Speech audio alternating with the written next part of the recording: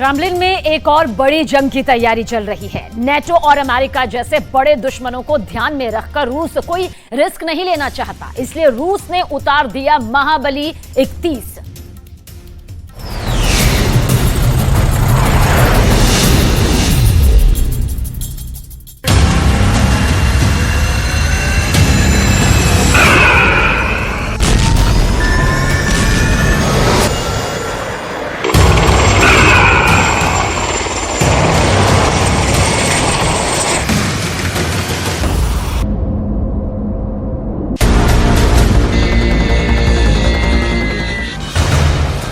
नए अवतार में पुतिन का महाबली।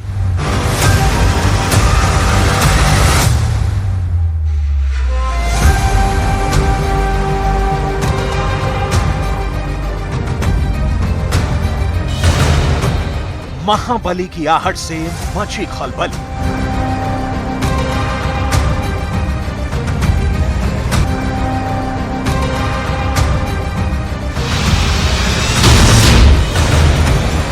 इसे देखकर नाटो के 31 देशों में हड़कंप।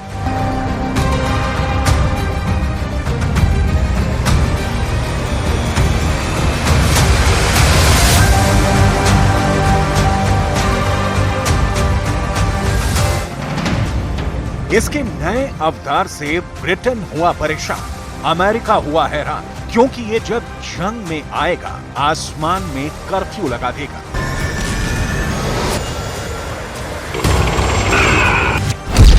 पुतिन के इस महाबली का नाम है MiG-31, जो पहले से शक्तिशाली बन गया है, पहले से अधिक खतरनाक हो गया है।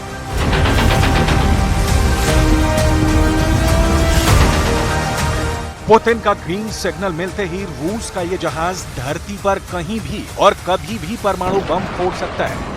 नई तकनीक से लैस इस सुपर इंटरसेप्टर फाइटर को रूस जल्द ही मिशन पर उतारने जा रहा है। रूस के इस ऑलराउंडर और खतरनाक विमान से तो दुनिया पहले ही वाकिफ है। यूक्रेन जंग में इसकी सक्सेस रेट बाइडन भी जानते हैं और नाटो देश भी।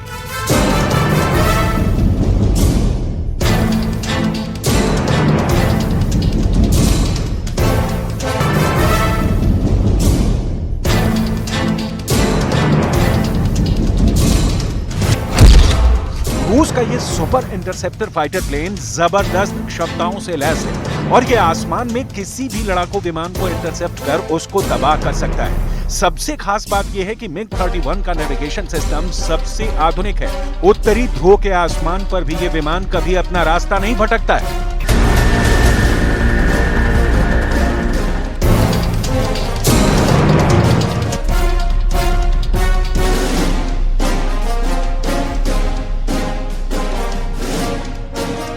यही कामयाबी MiG-31 को पुतिन का सबसे भरोसेमंद जंगी जहाज बनाती है। लेकिन यूक्रेन बॉर्डर पर जो हालात बन रहे हैं, इसमें रूस को यूक्रेन से कई गुना बड़े दुश्मन का सामना है। इसलिए रूस ने भी बड़ी तैयारी की है। 31 देशों वाले नेटो का मुकाबला करने के लिए रूस ने MiG-31 को अपग्रेड किया है। किंजल हाइपरसोनिक से लैस MiG-31 में और क्या क्या बदलाव किया है, इसकी पूरी डिटेल आपको बताएंगे। लेकिन उससे पहले एक नजर रूस के आसपास नाटो के जमावड़े पर।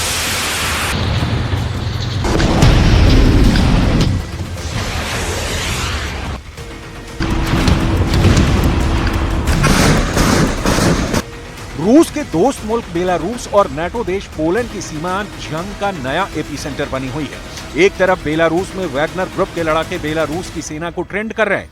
बेलारूस के सैनिकों के साथ वैगनर ग्रुप के लड़ाकों ने पोलैंड की सीमा के करीब सैन्य अभ्यास किया।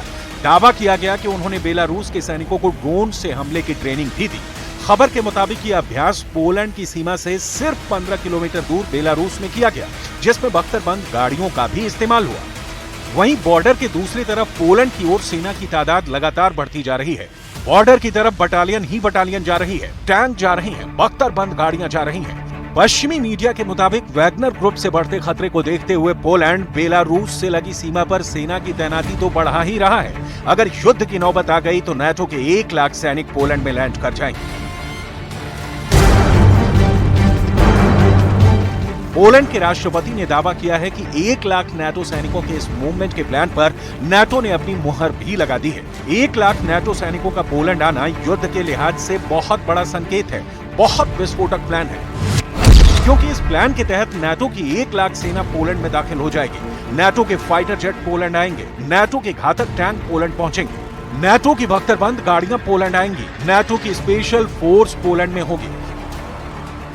खतरा पोलैंड के सामने भी बड़ा है, क्योंकि पोलैंड के पड़ोसी देश बेलारूस में रूस की कई खतरनाक मिसाइलें तैनात हैं। रूस के परमाणु बम भी अब बेलारूस में लग गए हैं। इसी वजह से पोलैंड को डर है कि यूक्रेन की मदद करने पर पुतिन आज नहीं तो कल उस पर भी हमला कर सकते हैं, क्योंकि अमेरिका और ब्रिटेन के बाद पोलैंड ही यूक्रेन का सबसे बड़ा मददगार देश है। पोलैंड पश्चिमी देशों और यूक्रेन के बीच सबसे अहम कड़ी है।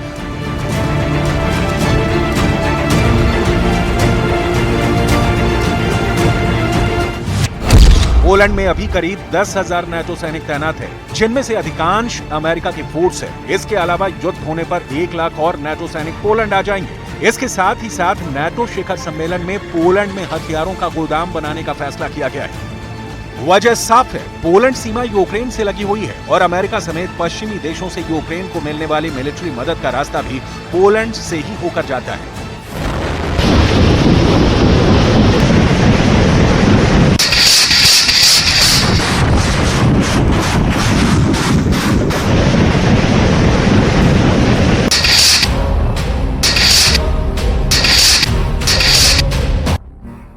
ऐसे में रूस अपनी तैयारी में कहीं भी चूक नहीं रखना चाहता।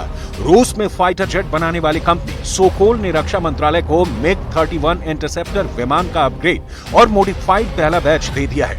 अगर राष्ट्रपति पुतिन की तरफ से हरी झंडी मिली तो जल्द ही इस नए MiG-31 को सेना को सौंप दिया जाएगा। रूस के रक्षा मंत्रालय ने विमान बनाने वाली कंपनी से MiG-31 को नए तकनीक से लैस करने को कहा था, जिसके बाद कंपनी ने इसको अपग्रेड किया है और इसकी मारक क्षमता में भी इजाफा किया गया है।